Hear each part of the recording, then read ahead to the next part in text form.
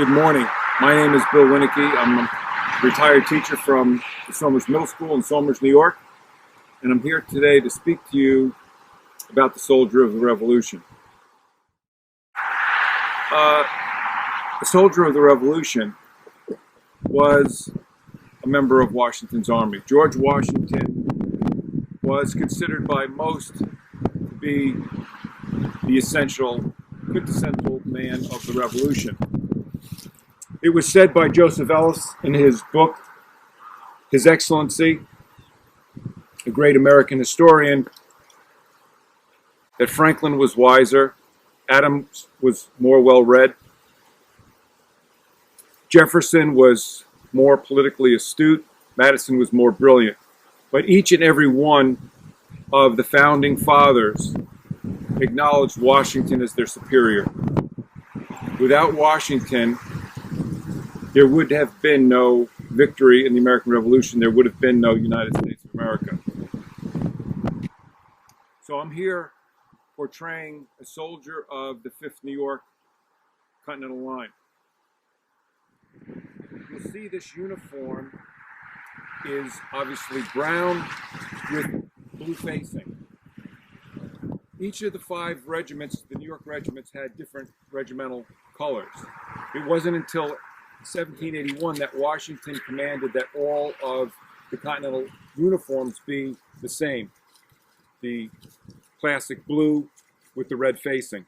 You'll also notice on this uniform, if you're a fan of New York sports teams, the classic interlocking N and Y. These are reproductions of the originals that were on the New York uniforms.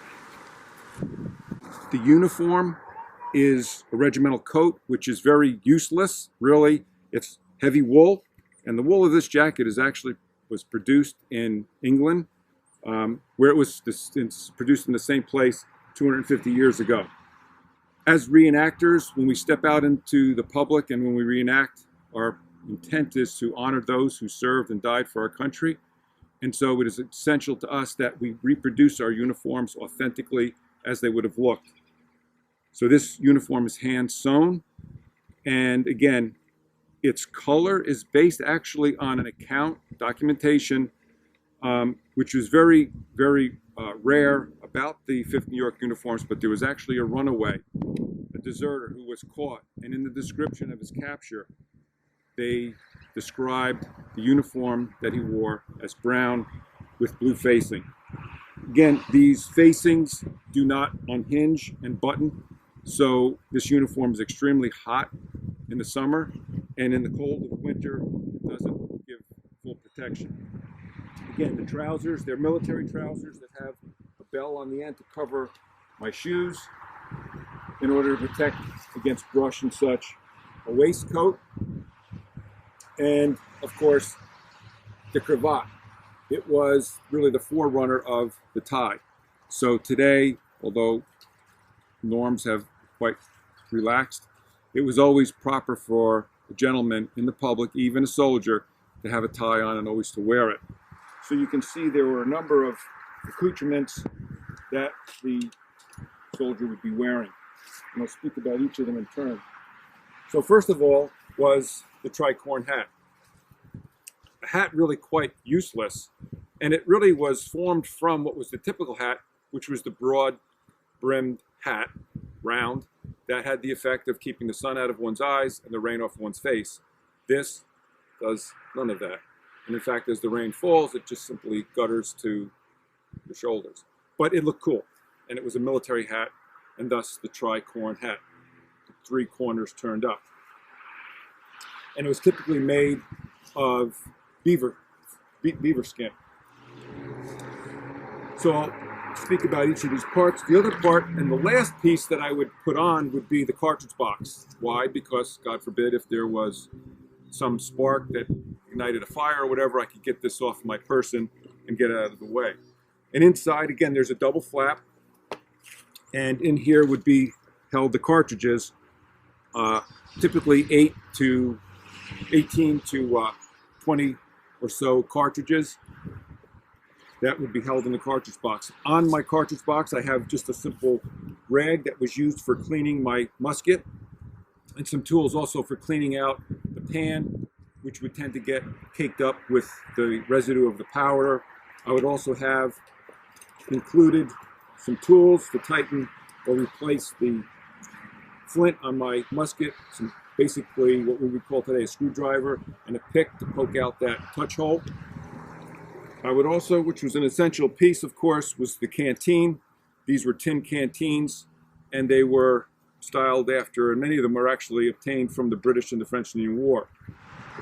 And of course, as I had showed before, my scabbard to hold my bayonet, 18 inches of cold steel, again, deadly weapon, and it was effective in driving the enemy off the field. Early in the war, the Americans did not have bayonets. They basically carried fowlers as militiamen came out, and typically in a family, there was a fowler that was used for hunting.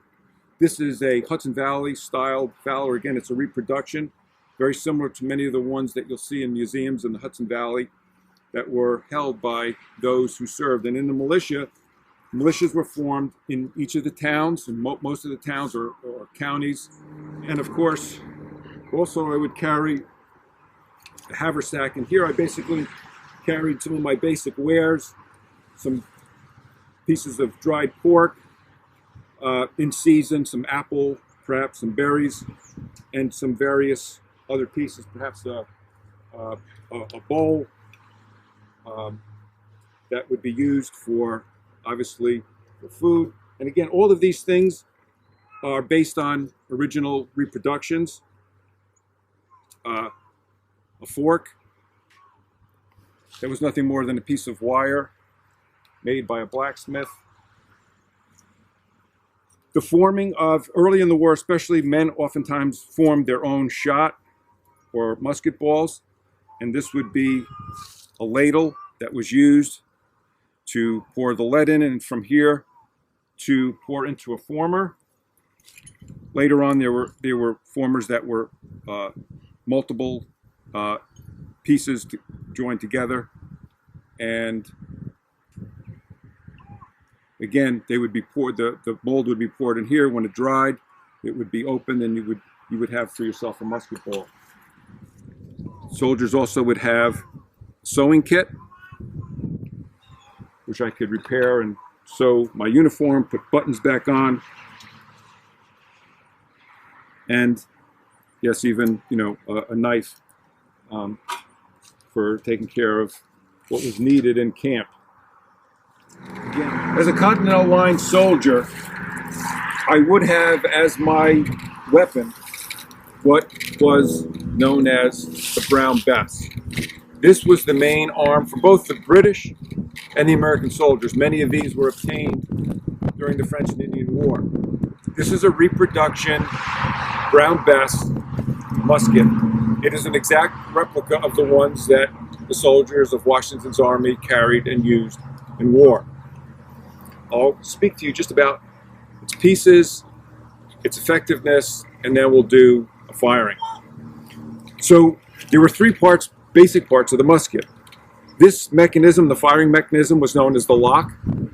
The round wooden part was known as the stock.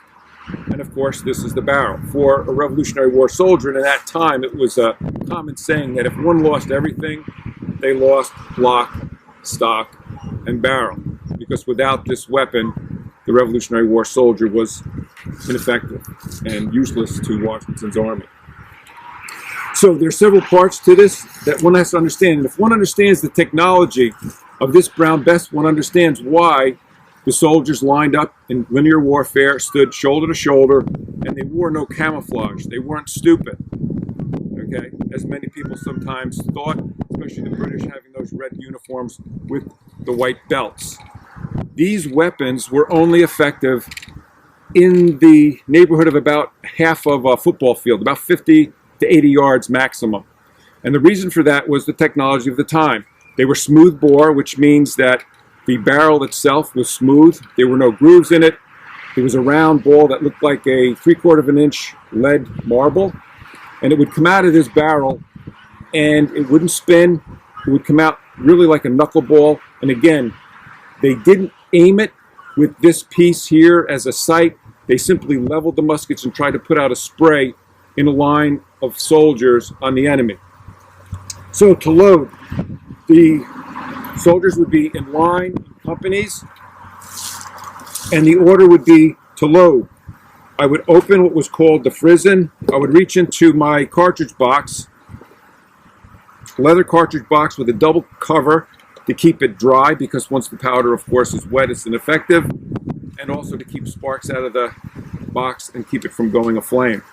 I would pull from my cartridge box a paper cartridge, which would have about 100 grains of black powder and a lead ball at the end of the cartridge pouch, which we don't have in there today.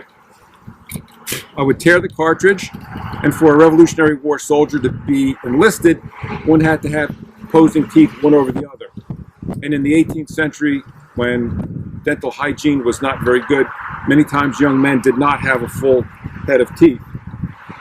In the lower part of the block is the pan.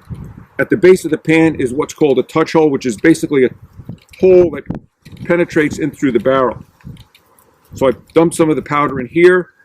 I close the frizzen cover. I cast about. I pour the remainder of the powder into the barrel. Remember now, the men are in line under the command of their sergeant. British troops are 100 to 50 yards away firing lead shot. I draw my rammer. I shove down the cartridge powder, the ball on top of the cartridge powder. I have to return the rammer. And now I come to attention and I wait for the command of my commanding officer. At the command, make ready. The musket comes up in front of my face. I take the frizzen cover off, which is kind of a double safety. I draw the hammer back. I aim, and the command is given to fire. I recover my arm, and the command is given to load. I draw another cartridge. I tear the cartridge, draw the hammer back to half cock, load the pan, close the pan, empty the cartridge, ram down the ball, pull the rammer, drive the rammer, tack the ball, return the rammer, and again, come back to attention. We may move our line, put ourselves in position according to the command of the sergeant. Make ready, my right foot comes back, musket comes up, come to full cock. Treason, arms. Wow. Show the arms. Now, it takes at least 20 seconds to reload this musket. Now imagine the troops, the enemy troops, are 50 yards away. We fire. They fire. Now there's not enough time to reload and fend off the attacking enemy. The command is given to fix bayonets, upon which I draw my bayonet, affix it to the top of my musket, which now becomes a 6-foot spear, put it to the shoulder, and wait for the command. The command is given, charge, bayonets, huzzah! And we march forward with the bayonet. So, these, ladies and gentlemen, are some of the basic wares of the soldier of the Continental Army. A little bit about the musket he carried, and just a little bit about the history.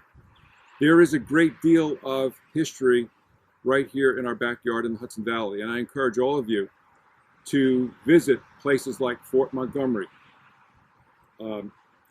Stony Point, which was the site of the Battle of Stony Point, Verplank Point, where Washington and Rochambeau crossed with his army, New Windsor Cantonment, where Washington encamped his troops, the last encampment of the Revolution, at New Windsor, and his headquarters in Newburgh, the first national historic site that was preserved. It is there for us to visit, to come on to hallowed ground where the soldier of the Revolution fought and in many cases died so that you and I could be free.